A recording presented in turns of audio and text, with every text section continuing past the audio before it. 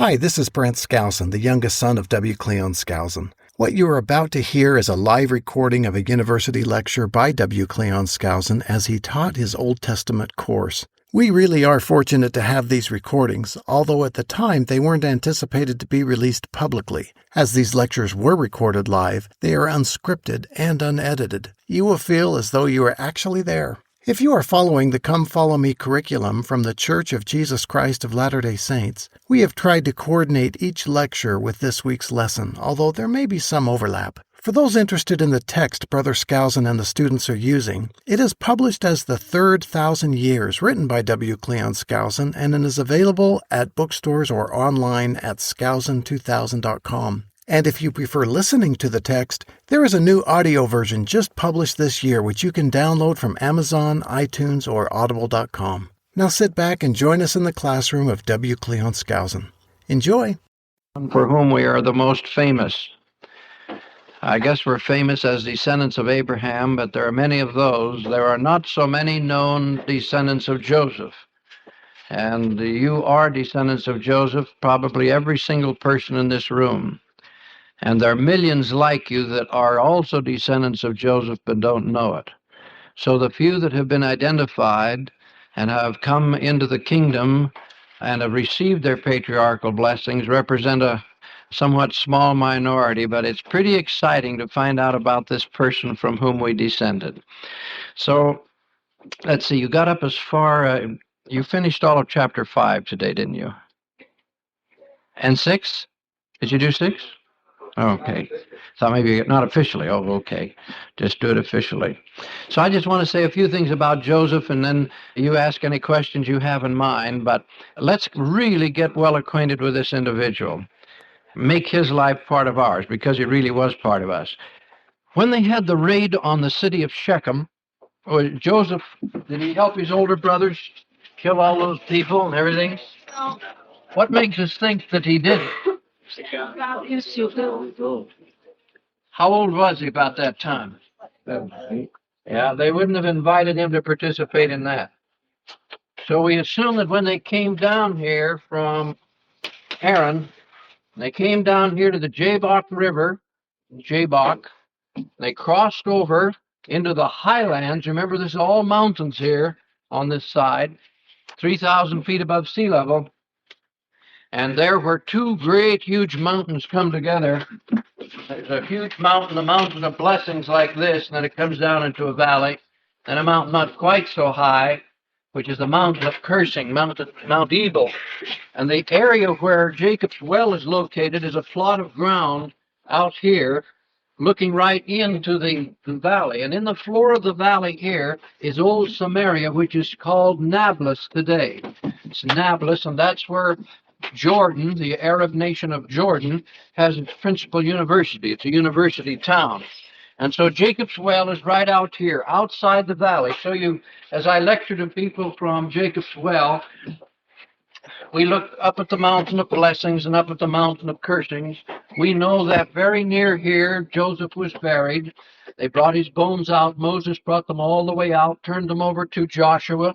And Joshua had both of his great armies meet here after they had conquered the Palestinian area. And he had some of his soldiers line up here and read the cursings, and other soldiers line up here and read the blessings. And then he said, and now we will bury the body of our great Joseph. And so he was buried right here near Shechem, about halfway up between Sea of Galilee and the Jordan. It's kind of exciting to be there, and we just sit under the trees and talk about all the things that happened at this well. This is where the woman came down, gave Jesus a drink, and he talked to her about her personal life and about the fact that she wasn't married, but had been 6 times, but wasn't married to this latest fellow. She said, you really are a prophet. You are really a prophet.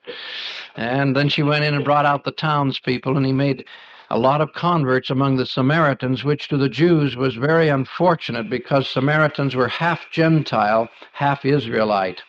And they were the remnants of the old 10 tribes. And many of them said they were of Joseph.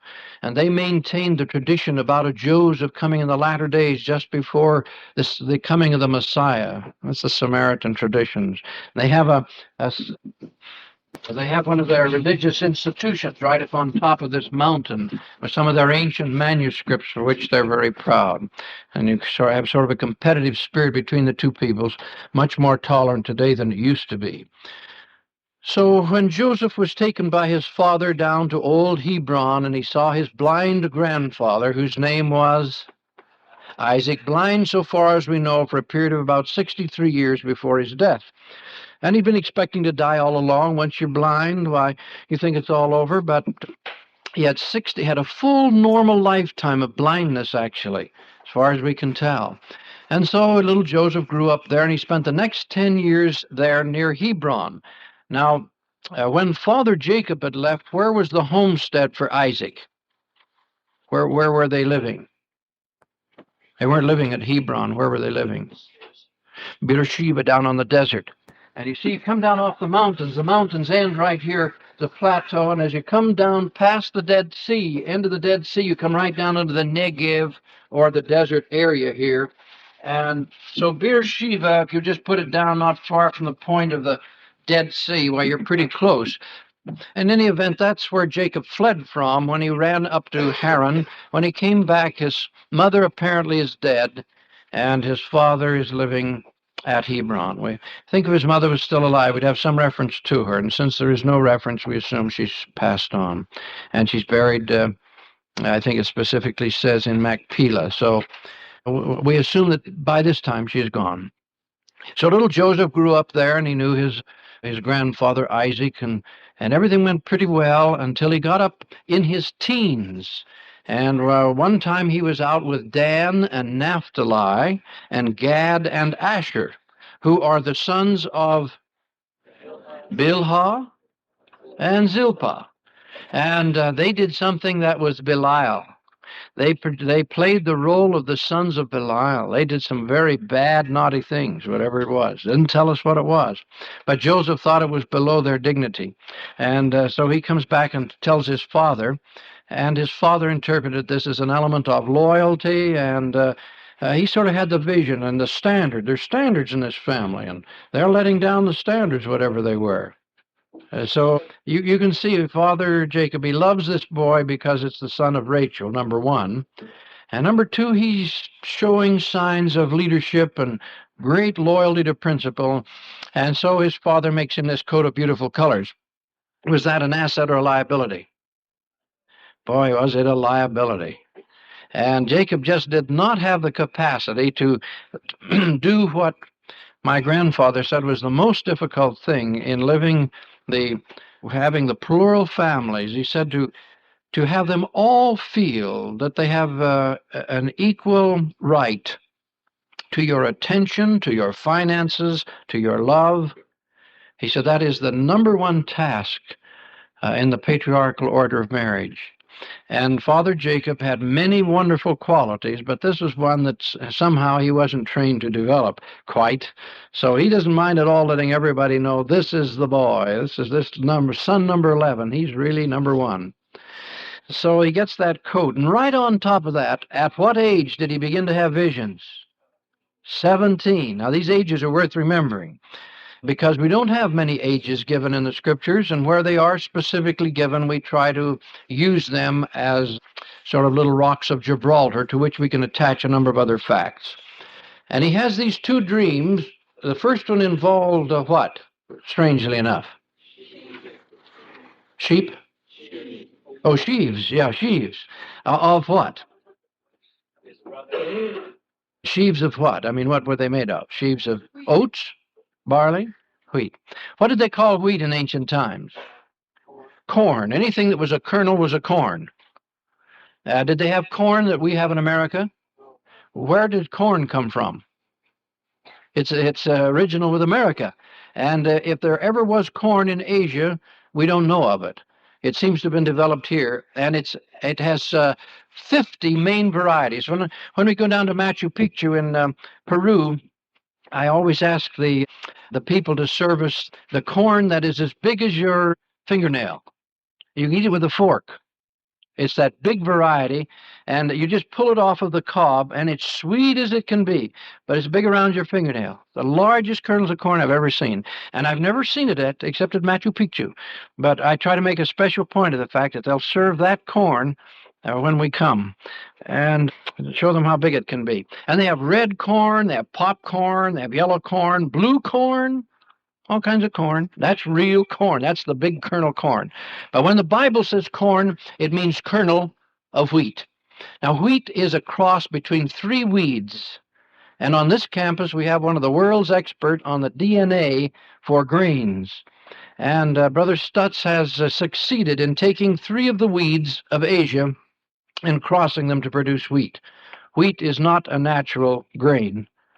And he's also the one that took rye, finest strain of rye, put it in 10 feet, square feet down here, closed it off so nothing else could get to it, and produced all kinds of different species of rye. One species had two prongs instead of one. Another one had a great big old tail on it, so many places for kernels that it could only fill up about a third of them. And he grabbed hold of that, and he's cultivating that. If he can work that one up where he can get that whole bushy tail full of seeds, it's going to be like this new rye wheat where you can get 150 bushels to an acre. And the seed wheat costs you $30 a bushel. We're going to try some of it next spring if we can save up enough of our pennies and afford a little seed wheat. Try out this brand new wheat that may be the answer to the world's starving peoples. And it's people like Brother Stutz, you see, that are coming up with this. Now, here's what the DNA will do. Here's what we're finding out about the genes in animals and plants. If you radically change the environment or cross them over, etc., this little DNA has the capacity to try a variety of possibilities. It's kind of like, we call it micromutation. And it's as though you had a hill and the environment has changed, so it needs to change. You'll find DNA going down this way and this way. It'll have all kinds of different strains, but only the one that fits the environment survives. And that will be the strongest for that environment. So, for example, you'll get the sparrows came in from England. Oh, it was about 1848, something like that. They got them. Some went south and developed nice, lovely plumage, but they had a lot of brown ones and white ones and spotted ones. But the ones with the nice plumage, they survived down there down south. Going up north, they're getting a lighter plumage, and they're the ones that'll tend to survive. You get some animals that'll get up north. They have a real traumatic change, and that DNA will run off in every direction trying to accommodate. You get some little animals that are white in the summer and brown in the winter. Do they last long? No, they're killed right off, right now. You get some that are brown all year round. Do they last long? Now we lose them, too. Then you get some that will be brown in the summer and white in the winter. What happens there? They survive. Those are the ones that come through. That DNA just runs all over the place trying to accommodate, and we call these micromutations. And what we are thinking is that actually in the DNA we have manifestation of intelligence responding to stresses. And now that we know there's intelligence in matter and that these things aren't mechanical, it's just like Dr. who wrote Man the Unknown, Morrison. It's just like he said on a cell. You ought to watch cells when you break a bone. You ought to see how they handle themselves. They get together in colonies. He said they anticipate things that haven't happened yet. They'll actually go through a metamorphosis, and that which has been one type of structure will completely change its structure to accommodate to the new stress. He said they're intelligent. There's no doubt about it. There's intelligence in cellular life. And of course, that was just fanatical, radical. You just can't have that. But he did. He said that's what they're doing. And they meet together just like people. And then Alexis Carrel said the same thing in his book, Man the Unknown. And all the time, Joseph Smith taught it to Brigham Young, and Heber C. Kimball had it in his writings and so forth. So we're beginning to understand a lot of these things that formerly, under the principle of a mechanistic type of nature, we couldn't accommodate, couldn't understand. My question is on your... No, that's our intelligence. Now, you're the master intelligence. Those cells are all operating according to a pattern the Lord gave them. And they made kidneys, and you had nothing to do with that. And they made lungs, and they stopped at the right time. And they organized it just so and formed a sac. So you didn't have anything to do with that. That's following a completely different order of control. When the resurrection will You'll inherit all of that, but you're just a super intelligence. They're all operating according to a principle that God gave them. It's built right into them, that they know exactly what to do. Every cell knows how to make a human being. Am I great? I'll tell you, when we get into the laboratory of the family of the gods, you think we have exciting times now? You wait till we get in those labs. You know what they've done? They've done everything that you can do. They've taken noses, for example. There's nothing that you can do with a nose that they didn't do in the laboratory of the gods. They had such a great time. They even put it in different places just to see how it would be. They made it long and short. They cut it off completely. That didn't look very good. So forth. They got it twisted. They got it turned up in a trunk, put muscles in it, so it wrap around. They've done everything you can do with a nose. And what they've done with an ear, all the way from practically having nothing out here to having great big floppy ones, and some pointed up and some pointed out, and just put back here just a hole in the head like a whale. But they have these lovely pink shell-shaped fixtures that pretty girls have. That was what they figured out in the laboratory was the best. And then for us men, we got them, a reasonable facsimile there. But anyway, if you are in science and you keep the principles of the gospel in mind, you can get pretty excited about contemplating what this wonderful family of superintelligences have done to whom we belong. We belong to that family of superintelligences. They've really had a great time. Okay, now where was I? Oh, yeah, we had some dreams here. Joseph had some dreams when he was 17. Was that where I was? In any event, wheat, that's what got me off. Wheat and corn. Okay, all that I know about wheat and corn now. The fact that wheat is what shall we say, an unnatural product of 3 different weeds crossing, I think is exciting. And if you want to hear an exciting lecture on this subject, listen to Brother Stutz and some of these brethren that are becoming internationally famous for their contributions in these fields. Now, first he saw the wheat, the sheaves of wheat, and they all bowed down to his sheaf. All of the brothers. There were enough sheaves to represent all the brothers, weren't they? They all bowed down to his sheaf. Now, as I suggested to you in a book, I've seen boys do this before.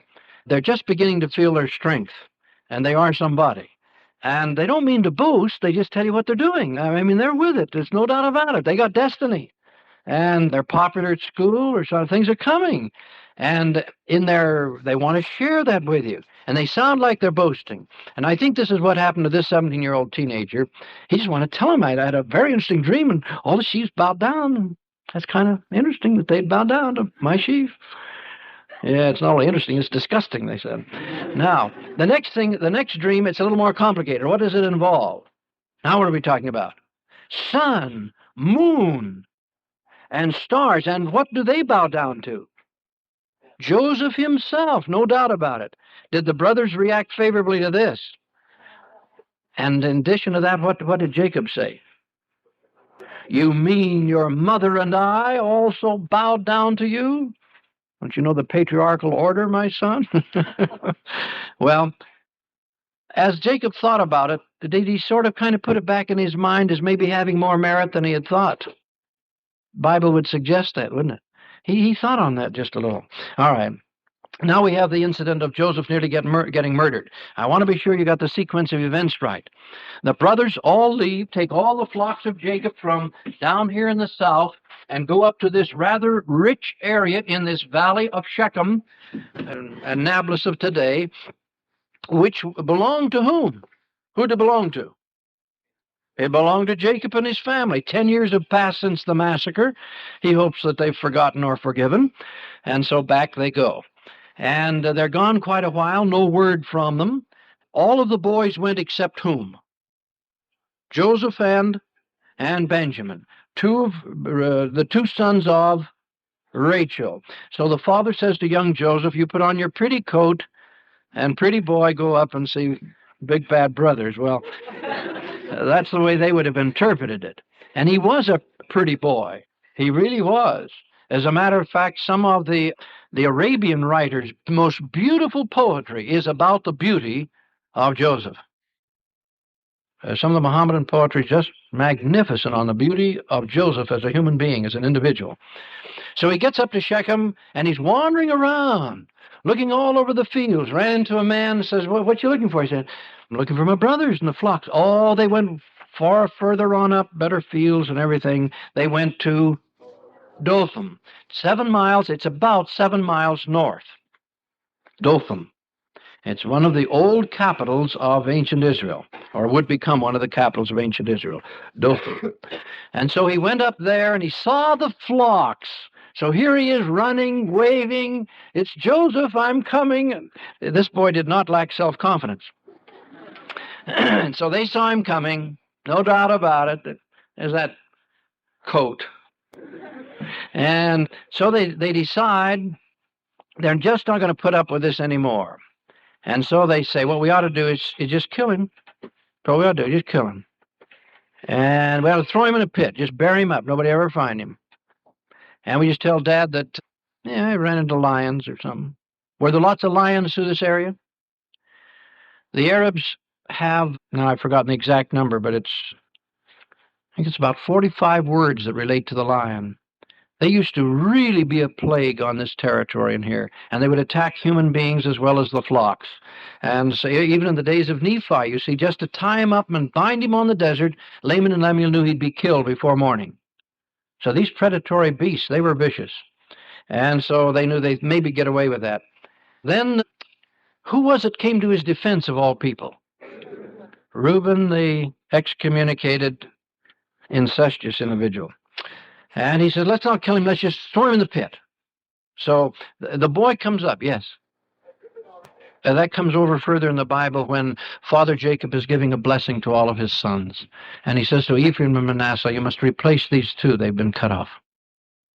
That's how we know about it. I think it was all done to reinstate himself. The Bible would even suggest that.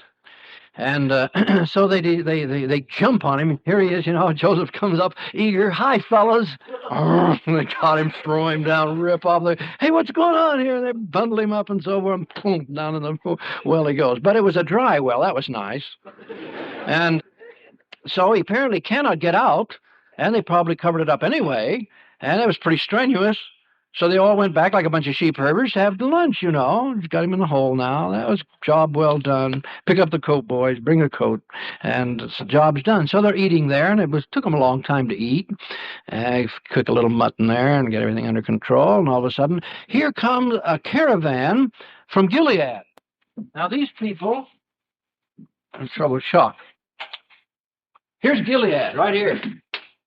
And you cross right there to the fords, and you come across into Jezreel. Now, here are the mountains up here, the mountains down here, and right in between, there's Jezreel Valley. And Mount Carmel is over here, and Megiddo is the pass between Carmel and these other mountains. If you can see way back there, you probably can't. But anyway, here's the ford from Gilead, or Transjordan, it's called generally down here. But Gilead is up here. They cross the river and come down the mountain caravan trail to get down onto the desert. Or they can go on over to the coast. But there was some swamps along here, so frequently they'd stay in the highlands and trade as they went along. Now, who are these people? They are Ishmaelites. They are just about, let's see, they'll be second or third cousins. They're that close to these boys. Now, as they see them going, these are caravans that go to Egypt all the time. Who was it said, "Hey, fellers, let's sell him"? Who thought of that? Yeah, Judah. He says, don't kill him, let's sell him. And just a real good free enterpriser. And so did they all agree that that'd be a good idea? And that's fine. And who got to the dry well first? What was he going to do? And get him out, and what was he going to do with him? Get him back to his father. So this is what would suggest that he was trying to rehabilitate himself. All right, now let me just give you the little something here to work on. Here's Abraham, and he had Ishmael, and Isaac, and Midian. By whom did he have Midian? third wife. Yeah, what was her name? How about Keturah? That's a nice name. All right, 6 sons. Midian was one of them. So you got Midianites over here, and you got Ishmaelites here, and you got Isaac. Okay, here's Jacob. The next generation, and over here is Esau, moving in with the Ishmaelites, another son of Isaac, of course, actually. And then you have Jacob's son down here, Joseph, etc., the 12 sons. And then they probably have another generation, probably had another generation here. So, what have we got here? Here are brothers, first cousins, second cousins, aren't they? Aren't they second cousins? Have you got about the same over here? Second cousins. Now, these are tribes. They're off by themselves, but they're very closely related. Now, who had found Joseph first? Yeah, his second cousins of Midian. And they'd pulled him out and seen the Ishmaelites, their cousins coming, also second cousins, but traitors to Egypt, sold Joseph to him for how much? 20 pieces of silver. So the Ishmaelites get further down the trail, and then the 12 or the 10 brothers get to see Joseph. Where's Joseph by this time? Yeah, he's coming down the trail with them. Joseph is already in this group of Ishmaelites. So they, of course, run to the well, find that Joseph is gone. The Ishmaelites pass on. They've got Joseph with them. They have no idea what's happened to Joseph. Who does Joseph think sold him? Yeah. And he'll accuse them of it later in Egypt. He says, you sold me to the Ishmaelites. And of course, they'll know nothing about it. Yeah. In fact, that's a general misconception we have in the church. That's why I tried to straighten it out here. Because he himself, you see, later says, you sold me. And see, if you're going through the scriptures kind of superficially, you take that as your source of authority, that his brothers had sold him. But if you go back to the real account of what happened, the brothers really didn't know what happened to him. They didn't know he was in Egypt. They'd sold him. Why, they wouldn't have been so surprised to find him in Egypt. They used to know where he disappeared to. And so the Bible says the Midianites found him and sold him to the Ishmaelites. So they had no idea what happened to him. Was that common practice in those days? To sell people? Oh, yeah. Yeah. Usually because of poverty, but people were kidnapped and sold all the time. Right? Do you know all your second cousins? The ones in Idaho, and I'm the same way. I just went over to register my car, and this sweet girl says, I'm your cousin. And she's second cousin. Just what she is. I said, who's your mother? And she says, Rita Skousen Johnson. Great. Cousin. Okay, that's the way it is. So it's the same way. You get out on those deserts and get people living quite a distance apart. They become estranged very rapidly. In fact, I'd say that it's characteristics of the middle of these people in the Middle East to live from mountain peak to mountain peak away from each other as though they were in different countries. That's one of the most fantastic things. I get people up at the on top of the Mount of Olives where the Intercontinental Hotel is. That's the first place we stop, and it's usually dusk when we get there. And so the next morning, bright and early, I wake them up and I'll say, all right, now I want you to look at this terrain. You can't believe it. It'll drop off 1,500 feet or 1,000 feet or 500 feet. It goes way, way, way down. And it'll come up on the other side, and there's a mountain over there. Now, you can have a village on top of that mountain over there and a village over on top of this mountain.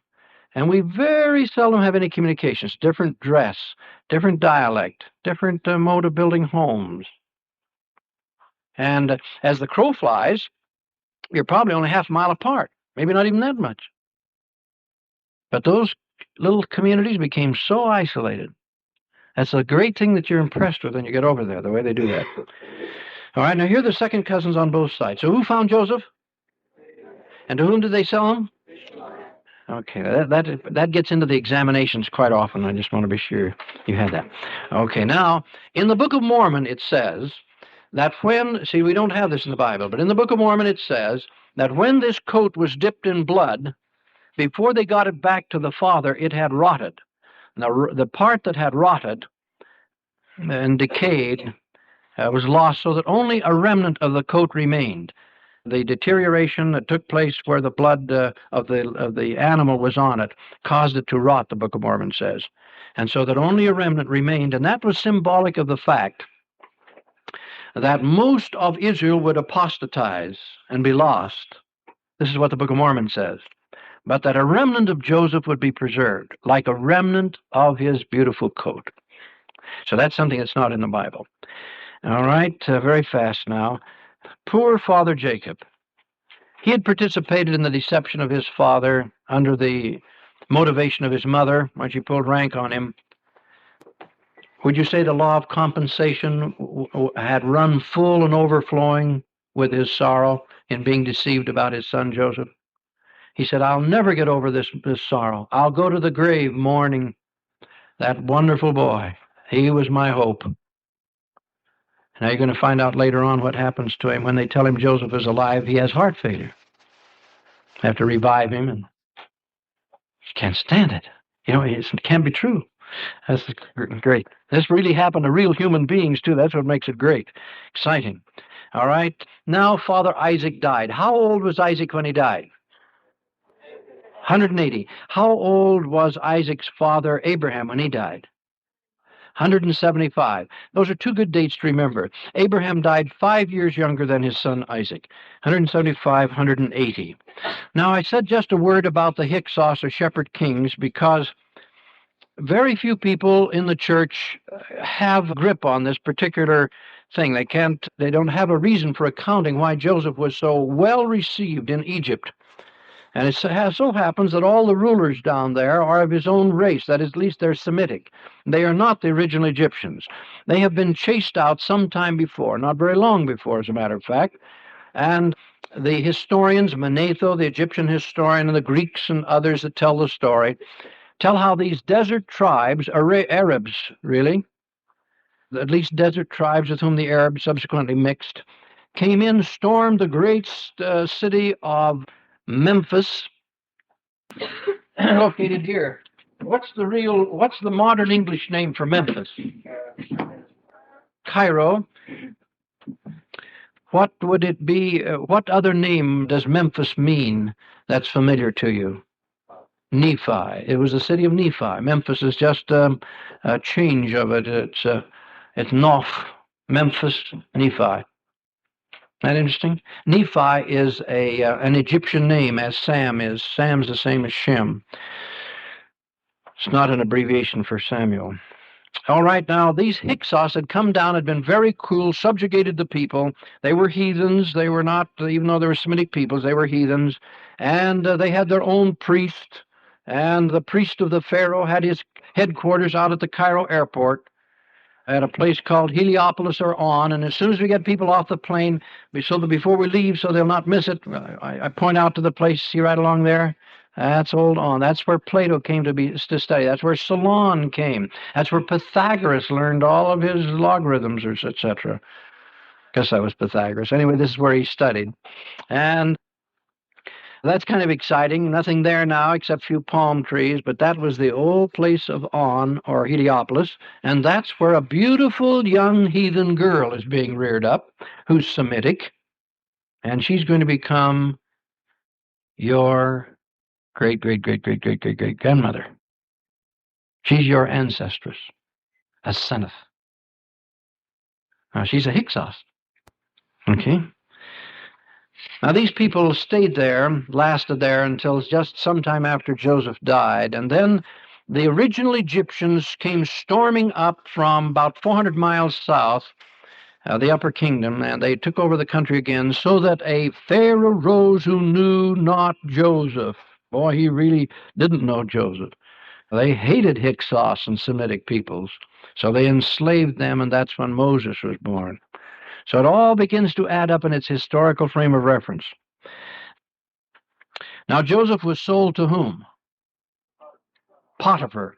Now, can you remember what his name meant? He was captain of the guard, but the word Potiphar meant, this is really a title rather than a name, and he's the chief of the executioners or the butchers.